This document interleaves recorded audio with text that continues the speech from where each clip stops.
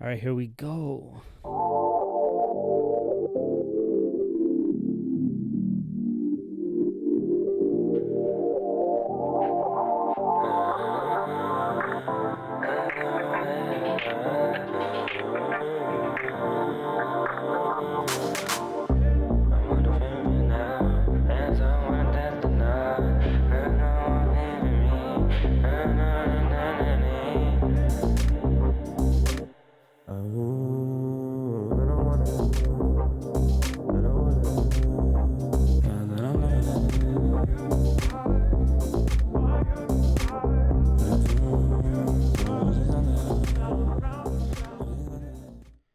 Yo, what's up? Another episode, another controversial episode. All right, right off rip. Fuck, man, I don't even know where the hoodie is. Okay, buy the hoodie. Like, I don't know how to shove this shit down your throat. Get the hoodie. It's out. houseofjoehall.com. Link is in the bio. Link is in the description. Check it out, man. Just look at it and buy it. I guarantee you guys will fuck with it. Ruckus Avenue Radio. Make sure you check me out every morning, 10 a.m. and at 2 p.m. PST, West Coast time. New episodes constantly dropping. If you guys want the behind the scenes drops of episodes that are not on YouTube, that are not on the Ruckus Avenue Radio, you have to get them on Patreon. This is where it's a lot more controversial, and that's also in the bio. So I've given you 3 things. Check out all extra episodes on Ruckus. Check out controversial and hidden episodes on Patreon, and buy the merch if you want to support the show. The last episode was the AKJ episode, and apparently these AKJs were going to come at me and do like a refutation video. It never came out because either they're smart enough to know that I'm not gonna no holds barred. Like, I will shit on you and your people. I will expose text messages. I will expose the fucking grime in your community. So if you come, you better come correct. As Junior would say, you better come strong, or whatever you said to Tony. And this episode, I guess I'm just like the controversial guy at this point, which is fine. You know, I want to do like a flaming Desi creators episode eventually, but a lot of these other brown dipper podcasts, like it's just genuinely a waste of time to listen to their pods because they're not even that funny. They're not that insightful. They're not talking about stuff that is like actually like worth giving a damn about, because they don't want to actually like open up the hood to expose the real shit. And that's why this episode's about drugs. You know, I am a former stoner. I claim it proudly, because even if I didn't have ties to the Sikh community or Punjabi community, like, I plan to have children one day, and I want to tell them very openly about my situation. So this is kind of almost like a love letter for that. And this is stuff like, again, you want to talk about real shit, like, there's no this is a little tangent I want to go on before we get into drugs and Punjabis. There is no space for Sikhs and Punjabis to openly talk about the most taboo, fucked up, interesting discourses possible. You know, I'm hearing from SSAs where it's like, oh, we don't even want to associate with different groups that don't believe that women should have ball. I hear other SSA groups like, you can't even have differing opinions inside these like university groups and stuff. There is no open dialogue. Where is there open dialogue? Let's be very real for a sec, right? There's no open dialogue at the universities where your brain is now experimenting on ideas. Let's not even talk about drugs experimentation. Let's just talk about ideas, flirting with different research, understanding different things. There's none of that happening in these SSAs where people can have these insane discourses about woman and Bahal, or what are these things saying about Sikh history, or let's take a more objective look and how do we look at our community. No. None of that is happening. Like, for sure that none of that is happening. They're not doing it at the gurdwaras. Like I said last episode, these kathavachaks are fake prachariks that are telling you one thing to your face but believing one thing behind closed doors. Like, there's nowhere where any of these real conversations are taking place. The only place that I'm hearing of it is on our Discord. And if you want to join that, you have to go through the Patreon and you have to be constantly subscribed. It's basically like the cost of a fucking cup of coffee a month, man.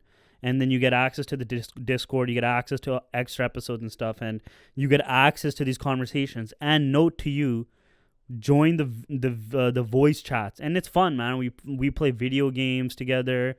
You know, we have late night talks, and like the types of people that are joining now are like very interesting characters where the conversations are getting very unique, man. Like we had this one conversation about the metaphysical aspect of human concept belief of God, and how in a sense you can look at certain ideation of the Guru Granth Sahib as a form of Maya, and like we get into Kant and Nominas and all this kind of stuff. I think I talked a little bit about that in the last episode. But yeah, if you want to be part of these conversations, you can be.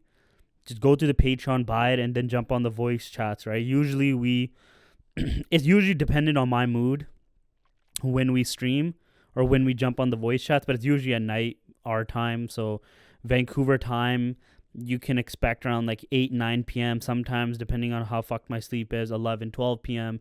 But we get into some shits. Like, these are not conversations you will hear at around your dadde and uncles, your dad's friends, your mom's friends, the Sikh community people. Like, these are, you have to pay to get conversations this good. I'm not doing a seva, by the way. This is just real shit. Like, just like how during the French Revolution, salons became a assembly place for people to discuss ideas, this Discord has become an assembly place for different ideas to be discussed, and the type of mind fucks that everyone's experiencing, where we're unearthing different research on the daily or just new fun ideas and everything. And yeah, sometimes they're boring for sure because you might be hearing about something you don't care about, but I feel like we keep it very... Listen, the Discord has been bumping now for like 4 or 5 months. And everybody in there has got their brain broken at least once or twice. Everybody. There's no one that comes in there knowing everything already. And we have this really crazy episode that's going to be coming out eventually. You'll see it. It'll be one of the most controversial episodes that ever is released in the Punjabi sphere of whatever. But we talk about those ideas all the time on the Discord. So yeah, definitely join that if you want to. So, with that out of the way, let's get into drugs. Okay, so the way I'm going to come about this is, first off, I don't like that people are starting to like make me this like talk about the Taxalis next or the Nahangs or this. It's like, nah, man, I'm not that guy. You know, a lot of people in my DMs be like, you need to shut the fuck up about Sikh issues. Who gives you the right to talk about it? Yeah, you're right. Who gives me the right? I give myself the right. I'll talk about whatever the fuck I want, and I'll be very whatever. And I'm not trying to paint myself as these basics of Sikh type of people, because I think they're all goofs. Because what ends up happening is people have so much like love and hope, and they start putting these people at such a pedestal. They find out that they do actually something very human behind the scenes. Like, maybe like I'll give you an example of this, right?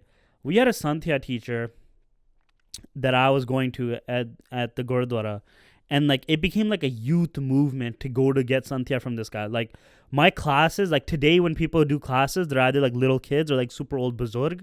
Like when I was going, it was like all these high school kids, like people my age, like 5, 6, 7, 8 of us, like all there. We always would run into each other and stuff because he was like dope. And it became like a cool environment. And then literally they sent his ass back to India because this one lady came by herself to get Santhya from him. And it was like, whoa, what a big deal. Like she came by herself to get Santhya. And maybe I didn't know there's like a more to this story. But if I take this story at like point blank, it tells you that if you start becoming this like, oh, you put this person on a pedestal because they're Khalsa-esque or Sikhi-esque, and then you find out they have these demons in their closet or skeletons in their closet, then like all the shit that they said, everything is fucked up. So that's why I'm like telling you straight out the gate. And I have like very clearly told this on the pods. Like, and if you used to hear the ones I did with Randy, like, bro, I fucking had many girlfriends. I used to smoke hella weed. I was a degenerate. Never drank alcohol though. Never did any hard drugs, but weed and women was usually my thing, you know?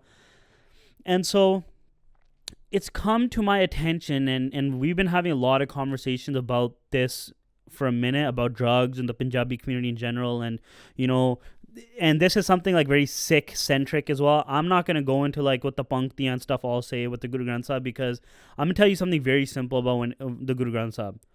Whoever you are, the more you understand yourself, the more you'll understand Guru Granth Sahib in according of that.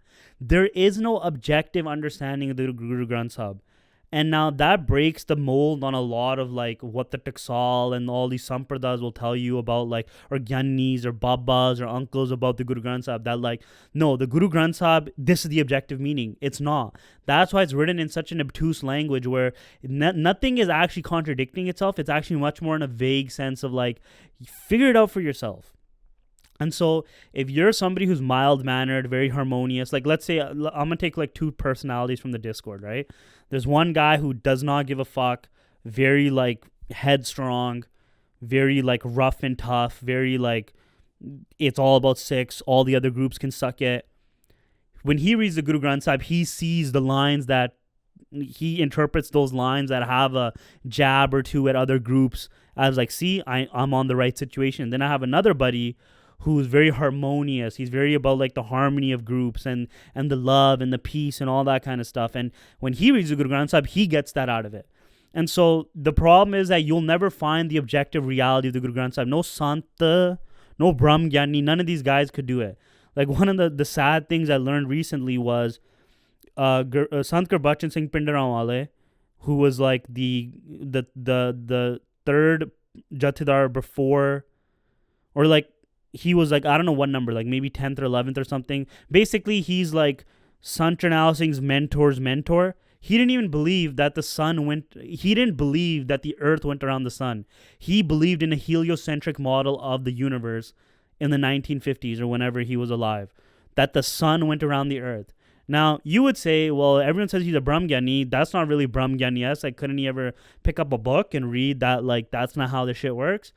The thing is that's not how, according to a lot of, like, this has been a debate that's been going back and forth. Where I'm just like, first off, the whole idea of a Brahmgyani is like is like a misnomer, because it's impossible. The Brahmgyani can never admit he's a Brahmgyani, and you don't know what a Brahmgyani really is, so you wouldn't even know whose one is. So in reality, that term is actually non-existent, because you can just never prove it. You can never understand it. And so I say that blunder not because it means like everything he understood about Guru Granth Sahib is just throw everything out, like full, just like peace out.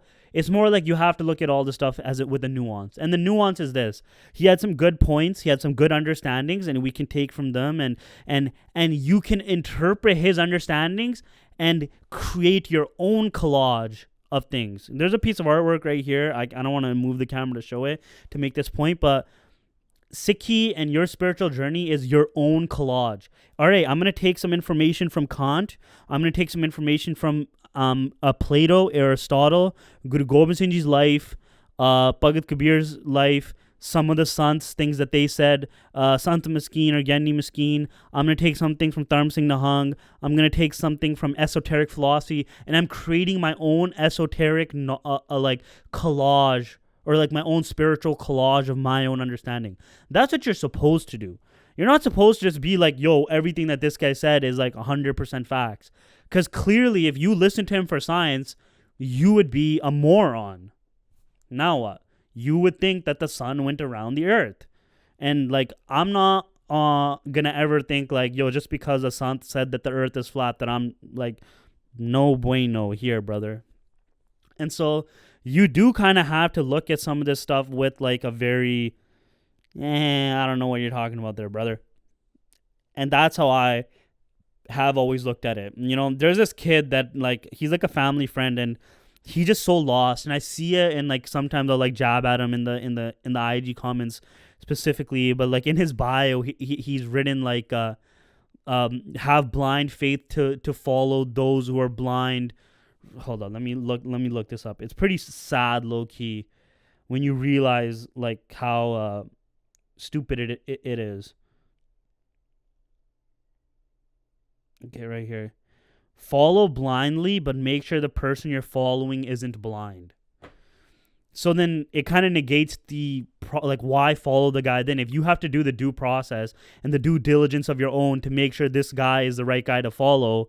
Then might just don't follow him, just fine. Because that's the thing. There's no secret knowledge that the Guru Granth Sahib is like, there's only a certain version that certain sons get access to. It's not like that. Like all the beards, everything is online. There's no version that you don't have access to. You can figure this out for yourself. And so I say this to basically point out the fact that Sikhi in an essence is very nuanced and it's very like you got to figure this shit out for yourself.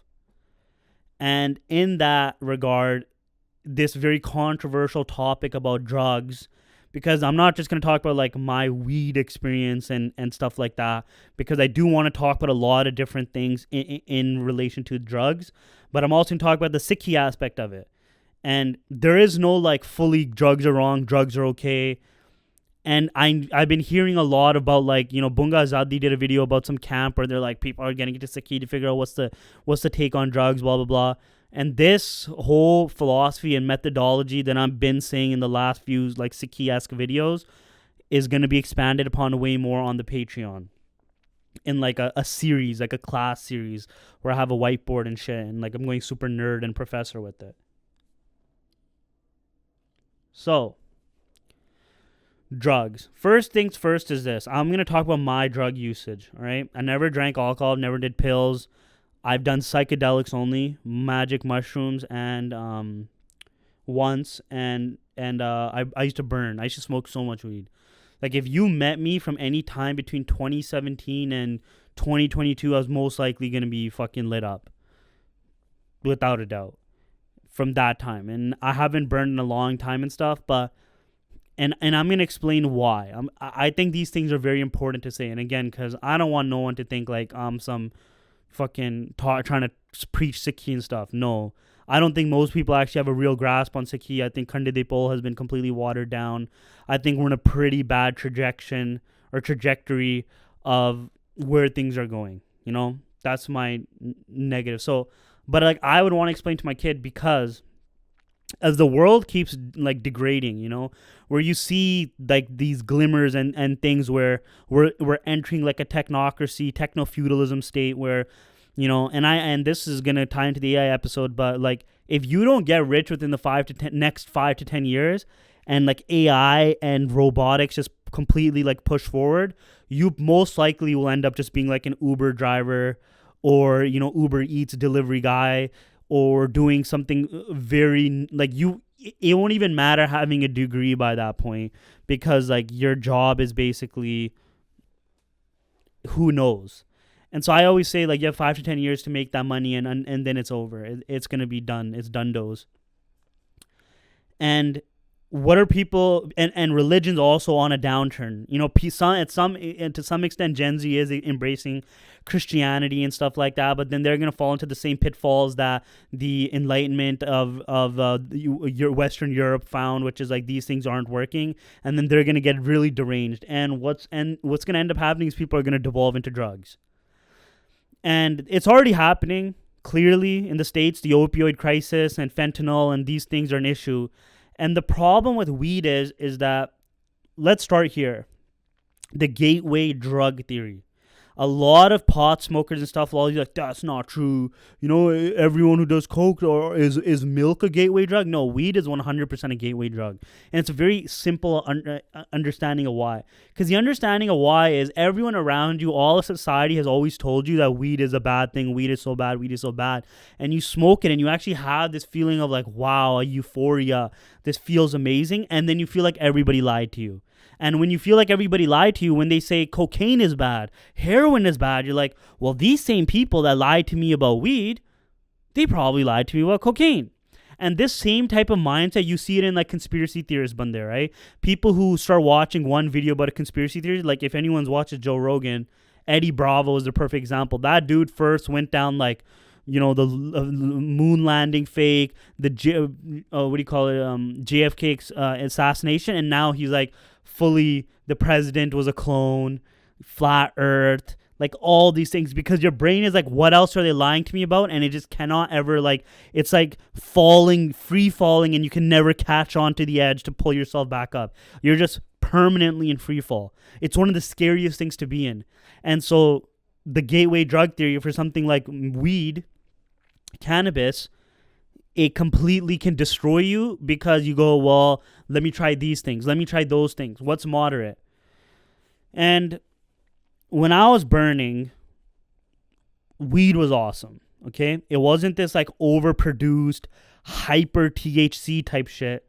It was very like, yes, you got it from the street dealers. Yes, they had these like gray area dispensaries that operated around Vancouver. And you would go there, you would like either have to like do some bullshit, get a like note from a doctor thing, or they would give you like a card. I used to go to this one called Lotus Land. I don't even think it exists anymore. And it was like an underground culture. It was a subculture. It was one of the best subcultures to be a part of, because it required people to have like tatte to be in that subculture. You know, and it was a game recognized game. It's because like it's illegal, so the average normie is not gonna fuck with this because they're too scared to fuck with this. Yes, some people got like edibles every now and then, but like the actual people to like smoke, it was much more rare because people didn't want to get caught. There was such a taboo around it, you know? And in this time, like, I had developed a whole system where I wanted to avoid my mom when I used to burn and smoke weed. So I would like buy hella weed. I mean, hella is like later in my weed smoking career, it got to like a higher level. But during probably the earlier days, it was like, you know, grabbing like a 20 sack every day and then going to UBC and basically chilling at UBC all day. And now you're at a UBC, like university campus. Like, what is there to really do? You know, it's not like the city and stuff. And gas was like an issue as well for me, because instead of spending my money on like gas for my car, I was spending it on gas for myself. And so I would just be on campus for hours after class, smoking and reading books. That's what I did, which like made me this like trippy. You know, I was reading like, you know, ancient texts of like Hermeticism and esoteric shit, reading architecture books, city planning, urban planning, like all this kind of stuff. And that's basically what I spent most of my time doing. And, you know, I was also getting high. And once I was high, like I would read the Guru Granth Sahib, like I would read Barney. Because now, if you want to talk about the Sikhi aspect of it, it is very clear that a relationship between Punjabi. First off, there's a very clear relationship between India and cannabis, India and weed, okay? And this can be perfectly seen with the introduction of weed into Jamaica, which happened through Indians. And not only that, the British had seen that this weed thing was a very widespread usage throughout India. And this is one of the most controversial takes, but Kavi Santokh Singh, when wrote Suraj Prakash, is 99% most likely high out of his fucking mind. Like insanely high. Okay? Constantly. We know that... Okay, actually, before we get into... Actually, no, fuck yeah. We know that Kavi Santokh Singh was taking degh. And degh, either shaheedi degh or... yeah, that's usually the name for it. Shaheedi degh. He was taking shaheedi degh while he was writing it. And now, a lot of people will say, like, it's a coolant, and at that time, the THC level wasn't that high. Problem is, though, is that THC, if you measure how much... So the shaheedi degh recipe was panj patte. So you take 5 marijuana leaves, okay? And then you put them and you do ragda. And so the process is basically you put, like, khaskhas, you put badam, because...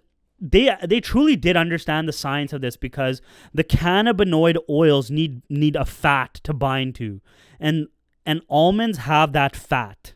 And so when you're doing ragda, when you're taking so much time, first off, the oil is released, the oil binds to the almonds, and it heats up. The friction of constantly mixing it heats up the weed that it becomes psychoactive.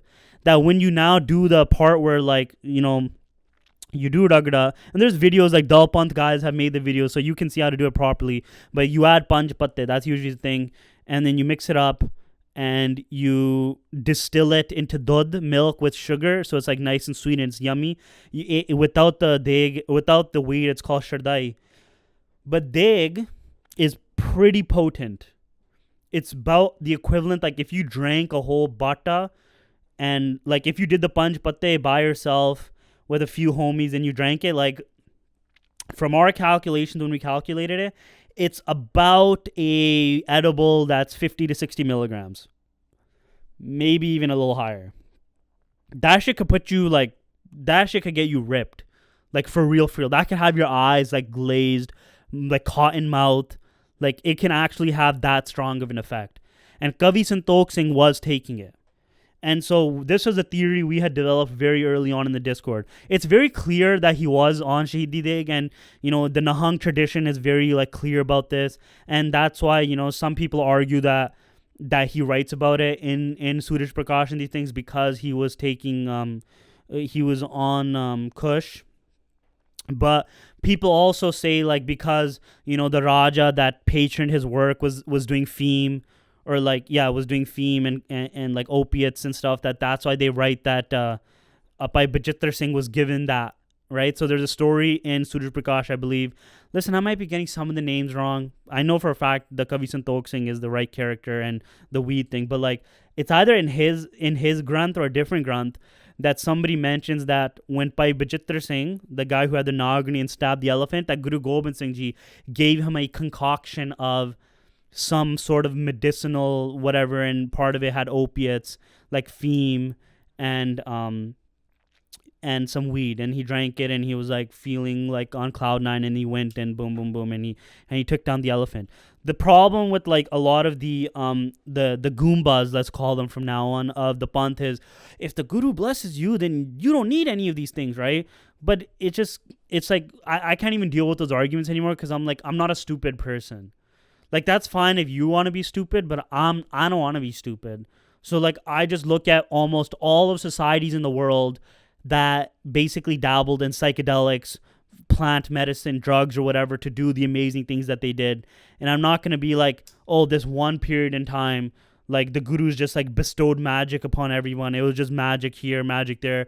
Fucking Oprah, like, you get some magic, you get some riddhiyan siddhiyan, you get some miracles. Like, I'm not subscribing to that shit, man. I think it's very easy and obvious, right? We had our own plant medicines and herbal pharmaceuticals that we used. Every society, once they get to a certain level, has that. Some nerd in some part of your society is like really fucking interested in plants. They start experimenting with plants and they start writing about plants, and then they understand plants. And they do that with weed. They've done that with all throughout history. Every culture has some those nerds, right? And today we have them. They're called chemists. And these chemists will synthesize alkaloids from certain plants, certain animals, or whatever, to make the medicines that we use. And it was no less different than that during all these times of civilization. To believe not, you're a Goomba, period. And so clearly the gurus, I think it's actually more telling that the gurus understood stuff to such a cool level, because if you get into like enough of these like shamanic circles of psychedelics, you know that if somebody's having a really bad trip, either get them to crunch peppercorn, so like black pepper, like don't like the flaky the spice of it, like the actual corns. You eat that, and then if you bite on them, it can like bring you down to reality.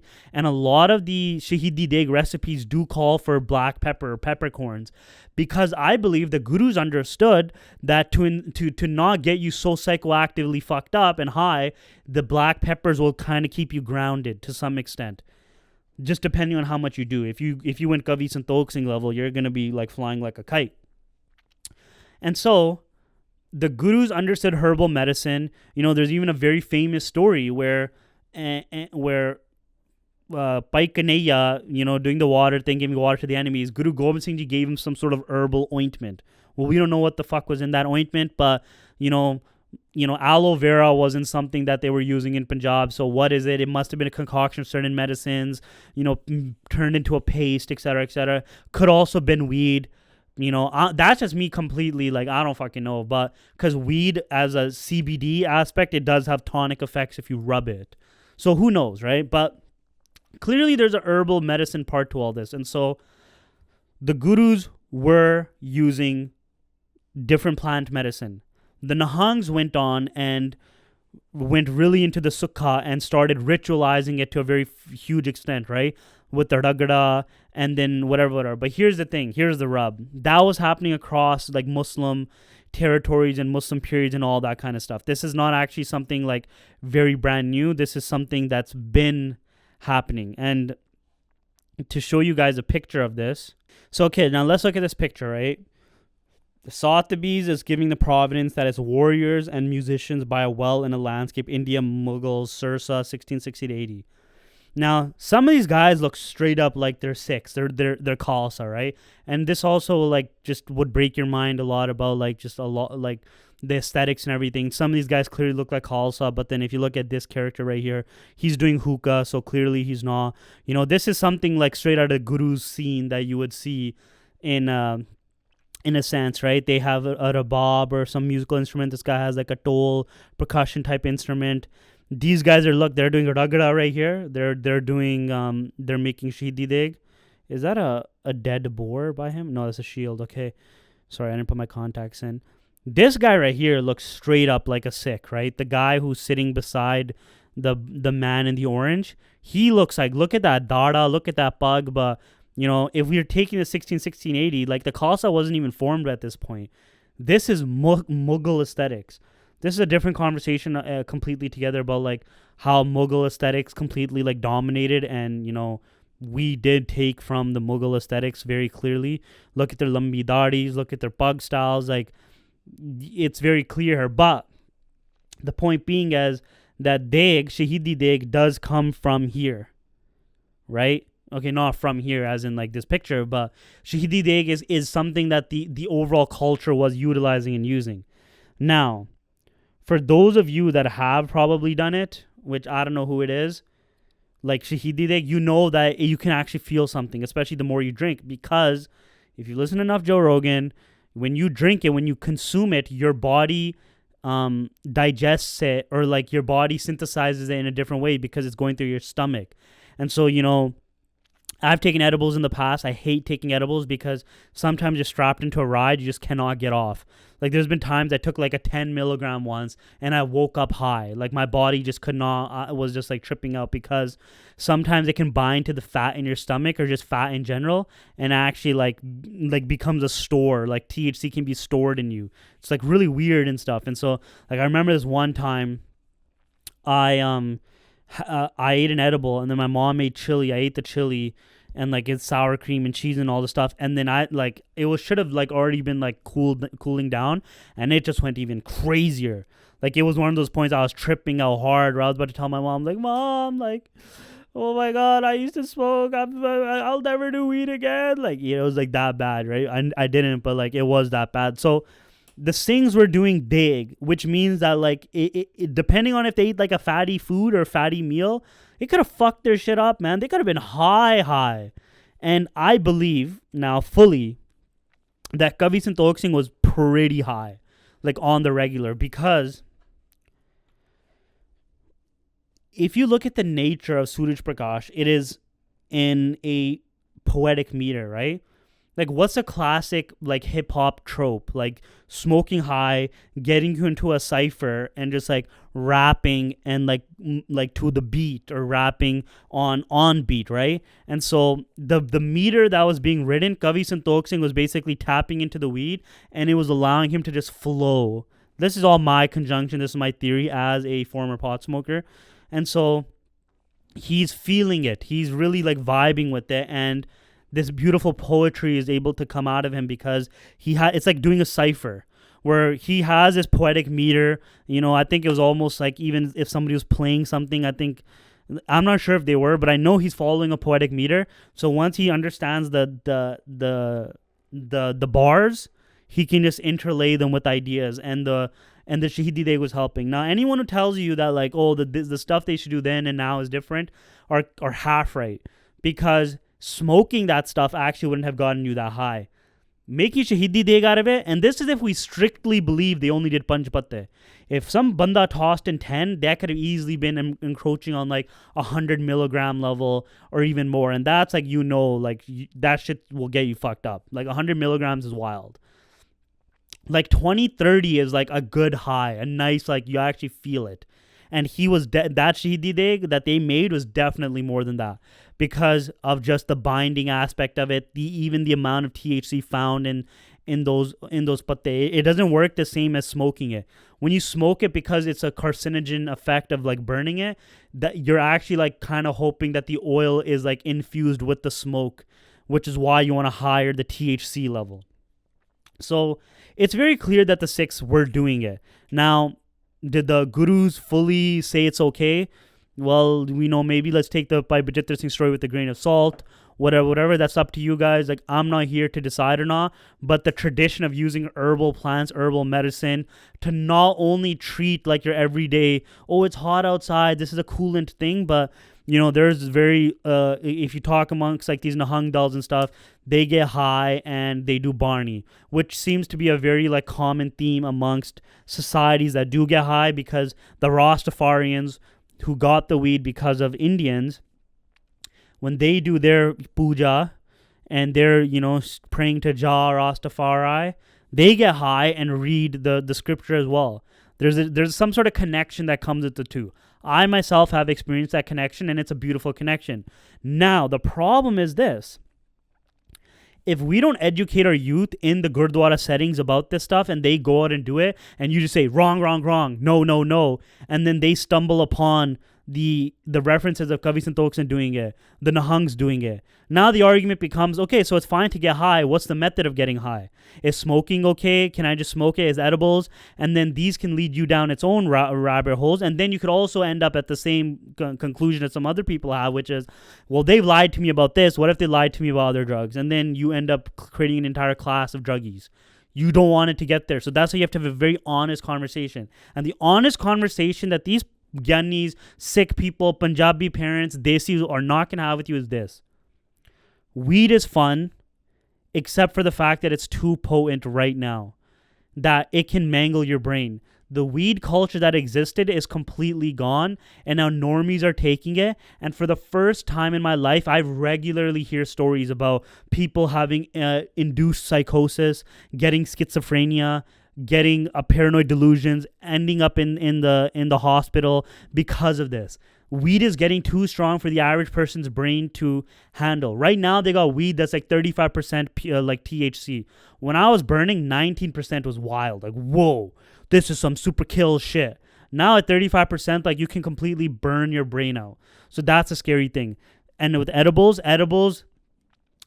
can do a thing where it just has you trapped, and it can lead to psychosis in a much more easier way, because the dosage, you dose yourself, but it can sometimes just not like be accurate.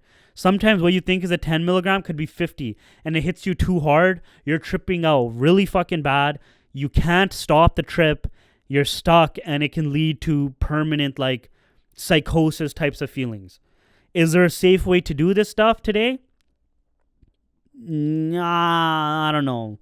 Like, if I had to say if there's a safe way to do this kind of stuff, I would be like, edibles. To me, edibles are a no-no, right? And so this is like the Faustian bargain, which is, okay, edibles are a no-no because you might just fucking go down the wrong rabbit hole and be stuck for 6 hours tripping balls.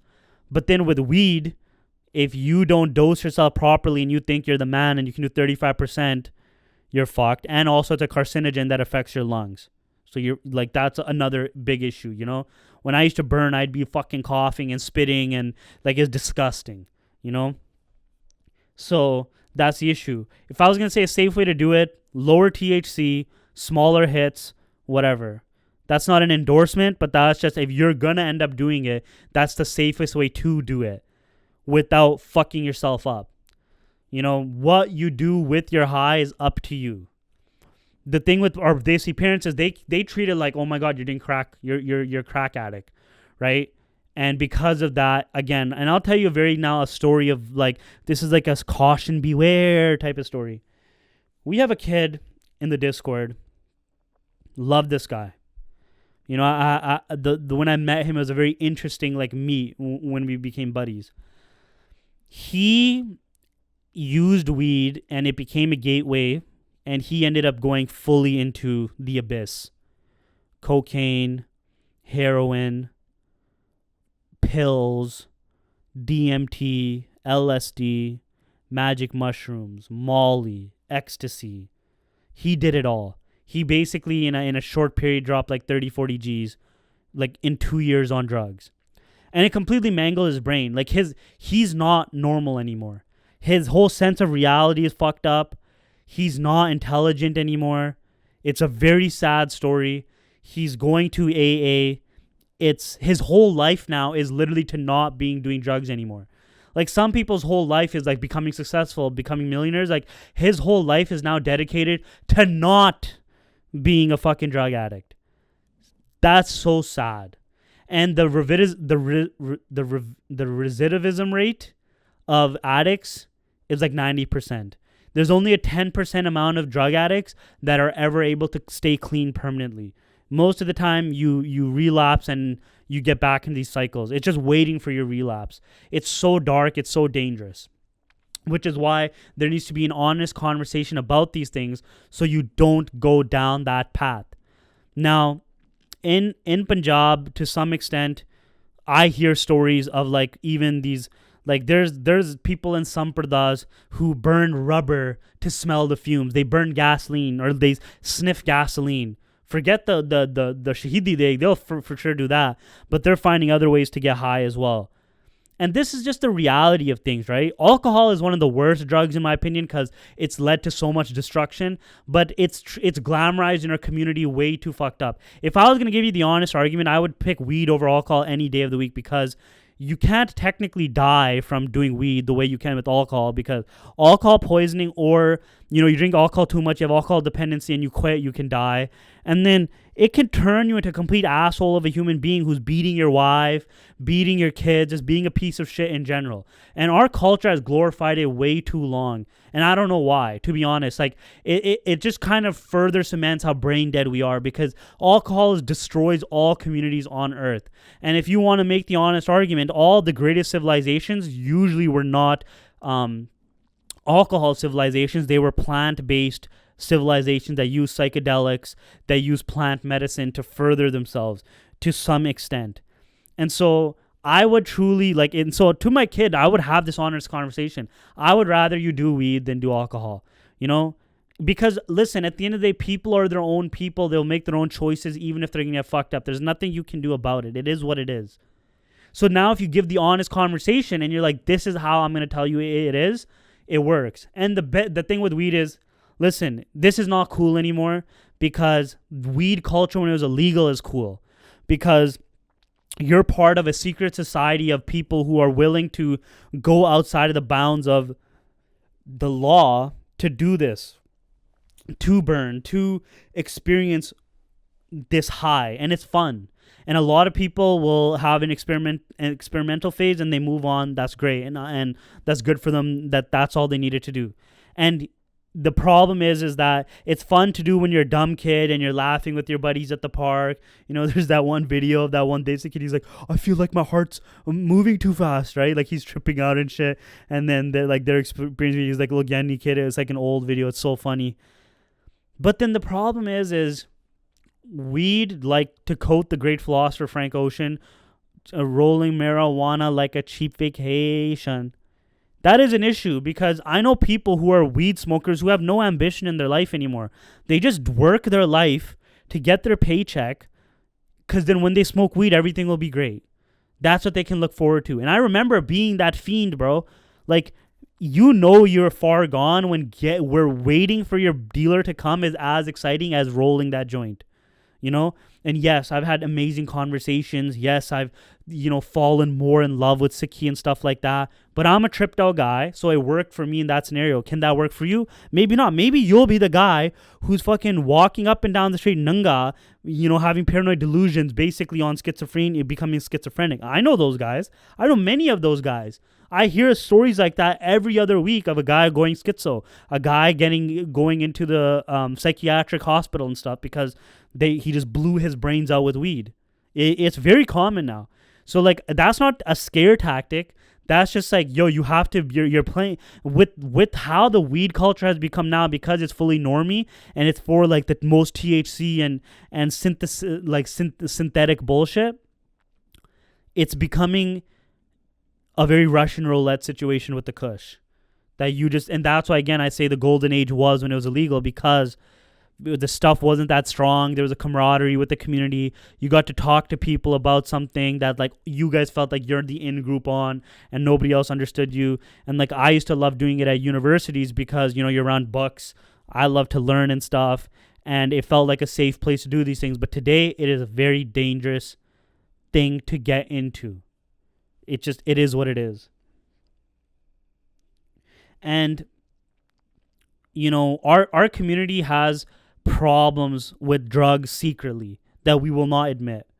One of them being feme as well. Feme, alcohol, and to some extent weed. Weed has become more of a thing because in the West, because of smoking it. Like smoking it back in Punjab would have been just unthinkable. And the thing with the plants there, they didn't have buds on them, right? They just had the leaves. So there's like a weird way you would have to do it. The bud smoking is much more Western, but feme and alcohol are things. And, you know, Randy has that great like feme uncle bit, which is true. Like there's a lot of uncles that, you know, do feme. I hear stories of people, they keep a little thing in their house with feme in it, but then sometimes you don't know if it's going to be laced, and you know, it's an opioid at the end of the day. It can be a pick me up and whatever. But like these are drug issues that are happening in our family. Another big drug issue is like my nunny is addicted to fucking Percocet.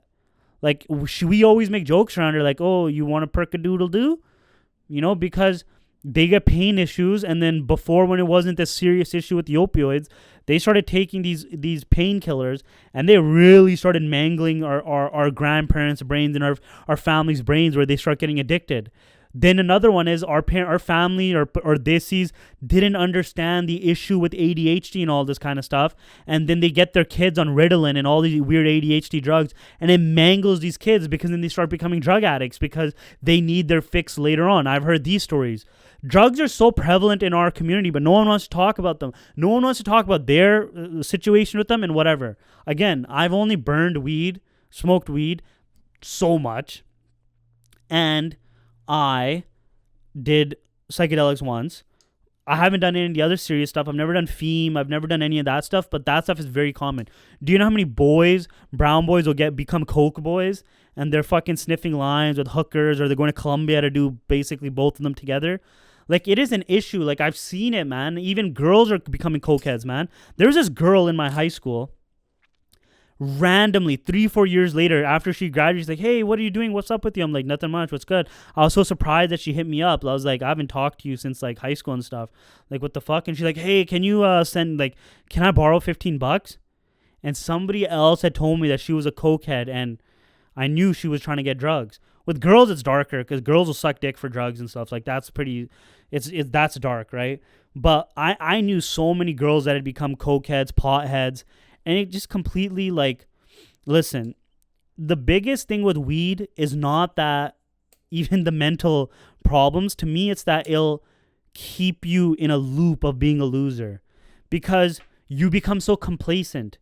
Hey, you're not getting the best grades, you're not getting the best job, you're just surviving bare minimum just so you have enough money to smoke a blunt or smoke a joint, and you're constantly in that loop.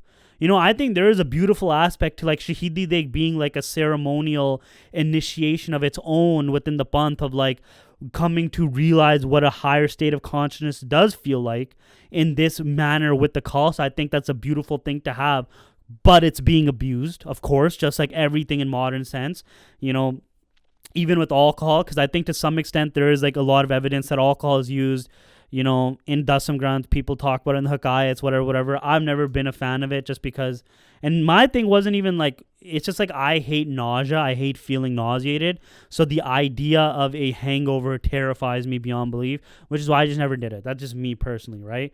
But like a lot of women are now drinking with their parents. Like this is a real issue.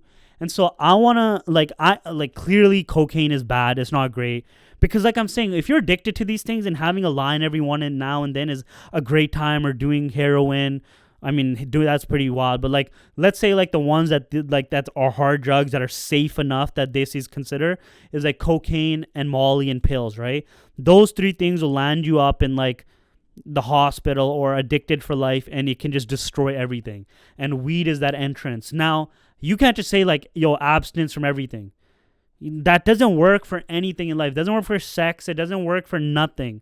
it doesn't, abstinence is not the cure. The cure is having an honest conversation, understanding how these things work, and being open with your kids about them. Like, I'm fully going to tell my kids this.